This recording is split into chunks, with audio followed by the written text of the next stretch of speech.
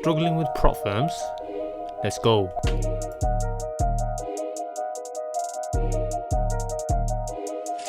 Hey guys, welcome to the channel. Today I'm going to be speaking about a few things, mostly regarding psychology.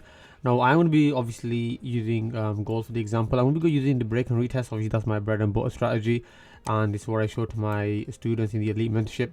Now this method here, and I'm going to be speaking about, when you apply any strategy, but this particular method, you want to keep things super simple. Now I've had issues in the past where confusion takes over, analysis paralysis, or paralysis analysis, whatever you want to call it, whichever way it's around.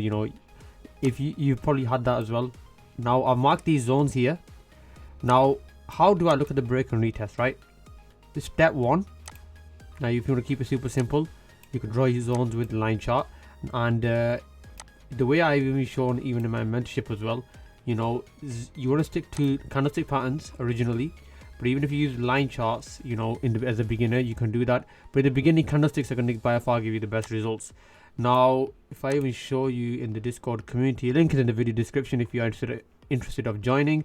This was a live Nasdaq trade I caught today. Now, this was obviously the only trade I've taken for the day, and it was the only opportunity that presented itself for the day. I've recently just, if you've been watching my previous videos, like passing phase 1 with risking 0.5% and catching like a 1 to 15, 1 to 16, passing phase 1, catching another trade like 1 to 22 risk rewards. So I've just recently just supercharged the break and retest with a decent win rate as well, and I'm just literally catching, this is pretty much a 1 to 10, but because the spreads a little bit, because I normally use around 900 points for Nasdaq, which is about, I think it's about 9 pips or something like that. 90, it can't be 90 pips, but it's about 9 pips for Nasdaq. So this would have been, if I was trading on my personal account, this would have been a 1 to 10 RR, or almost 10.5 RR easy. This is 1 to 11 for UJ, Nasdaq and UJ. This was on the 11th, the day before yesterday. 1 to 7, 1 to 8, and then they eventually start going to a 1 to 9, 1 to 8, so on.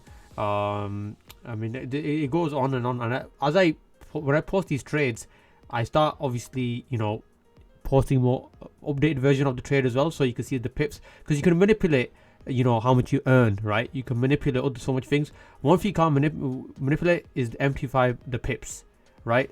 I use a tool called Magic Keys, and every time I place a trade, the pips automatically pop up. You can't manipulate that. So this is I think someone wants to send said a message like, oh, I'm doing this on a demo account. If I'm gaining this many pips, right, am I going to be trading on a demo account? And obviously, even if you watch the, it's all about transparency. You can see testimonials. I can boast about my strategy as much as I want. My students are making this work. You can see funded certificates, and this was just passing phase 1 with FTM, 10% gain with risking 0.5%. So it's all about starting small, and then you're working your way up. And this is what I try to make the videos as relatable as possible. I've shown in the past passing challenges on 50k accounts, 100k accounts, 200k accounts. I've got more than 400 videos on this channel, but I want to make my my content relatable now, and that's why I showed passing these small challenges, but very quickly. And now it's not about passing them quick as well. That's not the that's not the message here. It's about the skill set, having a good edge.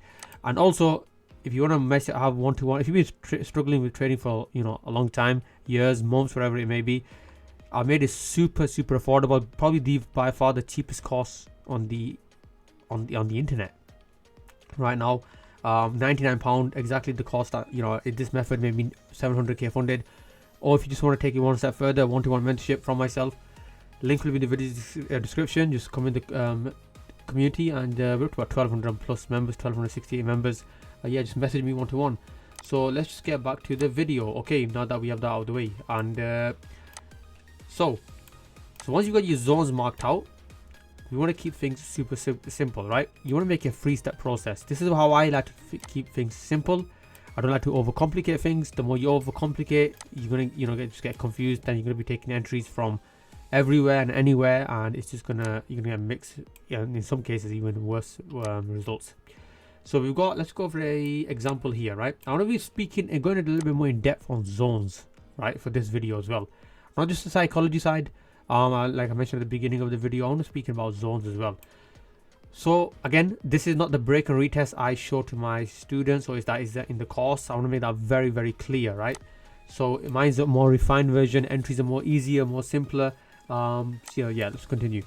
Okay, so once you got these zones now, can you identify support resistance levels, right? I made a few videos in the past, you can check those out as well, but let's just break this down. Let's just say you go in a bigger time frame where you want to see major rejections from, right? We can see this is why in the beginning it's okay to start using these line charts. But look at this, if I was to put this zone here, I'm like, okay, one is here, one is here. That's on the 4-hour time frame, so this might make sense on the candle, see. But if I move that away and let's go back to the 1-hour time frame, it's making a bit of sense here as well. Now go back to the candles. Okay, for me personally, I wouldn't draw the zones like that what you just saw there, right? You should basically have it a little bit lower, right? And if I was to take it even a step further, like this. Now why is that? This one over here, rejection, resistance, wick rejection, price, you know, shoots up, comes back down. Now we're testing this as support. Here these wicks don't come all the way down. Why? Because this zone here is not allowing it to, right? Let's look at another example over here. Okay, this is much cleaner, right? We've got resistance, rejections, price coming out. Obviously this mess in the middle, this consolidation, it's like, what do I do here? Let me just highlight this, because this is what normally kills people off, right? Let's call it a yellow, this consolidation. Why? Because you know what people start doing? They start looking for zones in between, and that's when they start getting slaughtered. So let's just say if I was gonna, I could see a zone, I could see a few zones in this. Let's mark it, color it black. Okay, but can you see the amount of times like you're just gonna get slaughtered? I mean, it's not gonna be worth it, right? What are you supposed to do in a position like this? You just wait it out, sit it out. If you don't have the patience as well, another thing about psychology, if you don't have this patience to sit on your hands, you remember, you don't make money trading, you make money sitting on your hands. When you take that position and you have to wait, that's when you make the money. You don't make money by entering a position and entering another position and another one, you know, every second. No, that's how you lose money. So anyways, okay, excuse me. So let's go over this one here. This is a nice bullish breakout, and the price comes down, establishes itself. So what we can do is let's go on a smaller time frame. Let's see what price is showing us. Okay, again, nice breakout. This would have been too early of entry, this huge tweezer pattern. You know, yeah, it's especially for gold, way too big. I normally like to use around 200 points. So let's see if price would give us some more, you know, clues. Okay, there you have it. We've got a long wick rejection, bullish candle, strong bullish candle, and we've got a long wick rejection, bullish candle here. You can either take your entry from here if you're a bit more careful. Now below this wick here, you could do that, but below the zone is much safer, right? Now if this bullish candle was formed, then yeah, I would say this is okay, but you wanna, you know, ideally below this zone here. Now let's take it a step further, right? So let's bring in the much smaller time frames. Let's dissect this even more. Let's go on a small time frame, go on the 2 minutes. Let's see what any more clues that price is giving us, right? So I mean, even on the smaller time frame, you can see how big this zone is, right? This bearish engulfing here has no value. Why? It's just above support, so no value.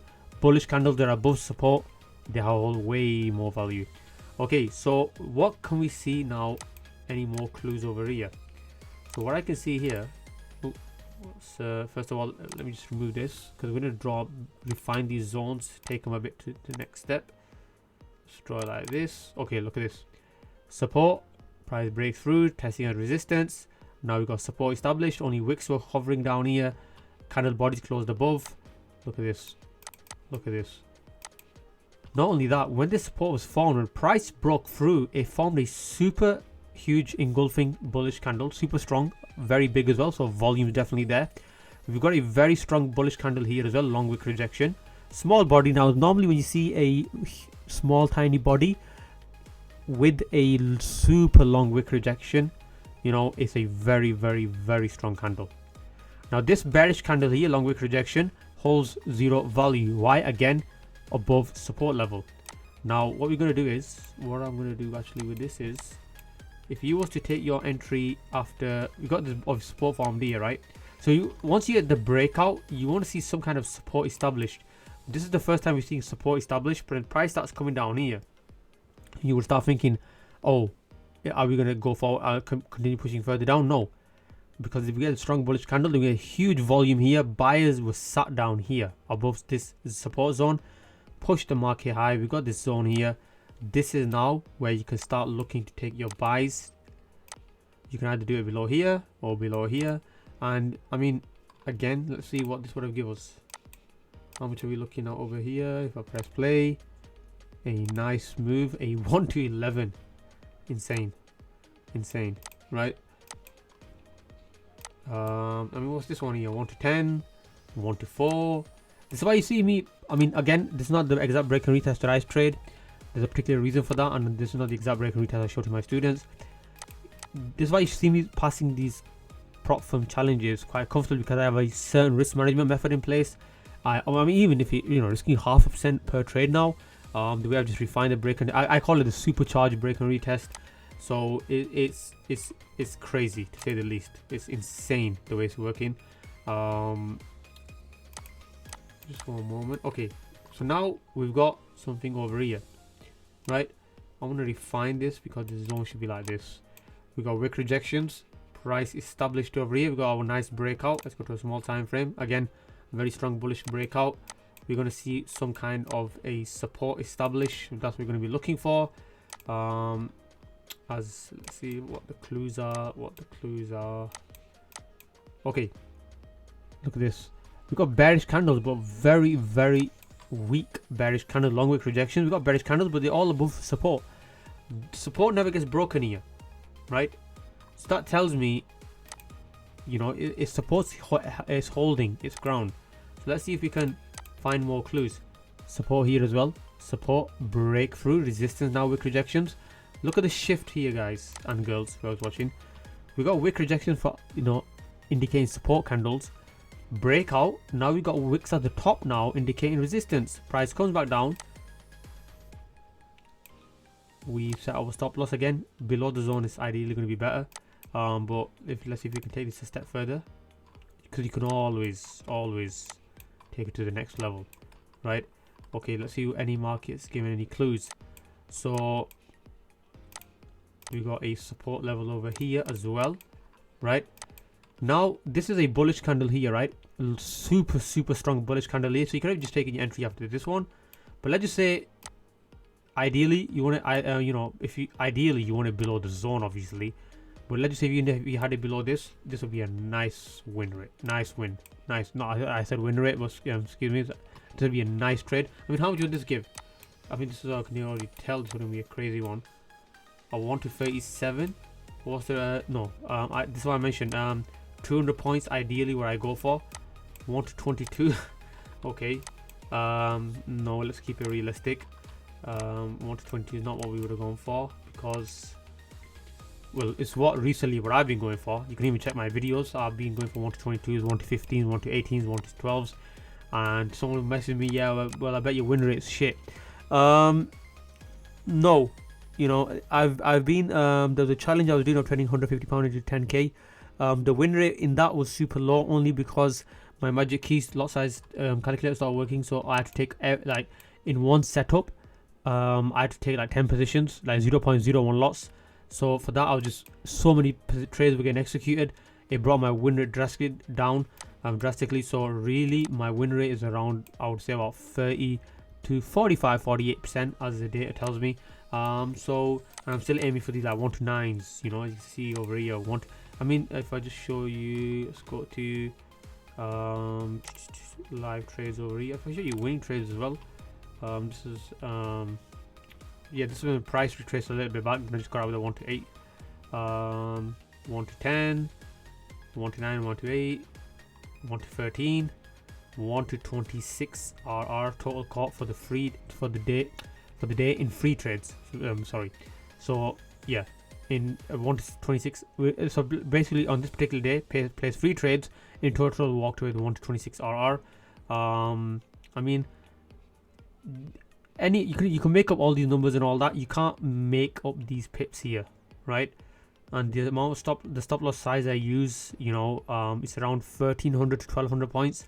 So if I was using 1000 points, I would be using you know, it would be a 1 to 14 risk to reward. So let me just actually get a calculator out. So let me say find that exactly. So it's 14,000 divided by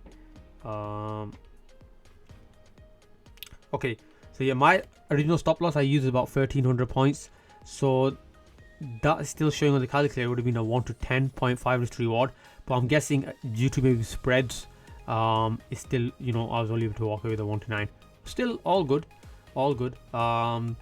This is obviously when I was just posting some more trades, 1 to 12s. This I 1 to 6 on UJ. This down here, this is when I just used to aim for the typical 1 to 3, 1 to 4, 1 to 3. Look at this, 1 to 3.8 RR, almost 1 to 4, 1 to 3, 1 to 5. Now the change I've made to the strategy is insane. Yeah, so I hope you found value from this.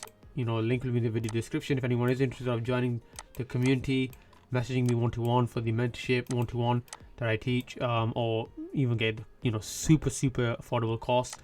Yeah, I hope you found value. Like, comment, subscribe, share. Take care. I'm out.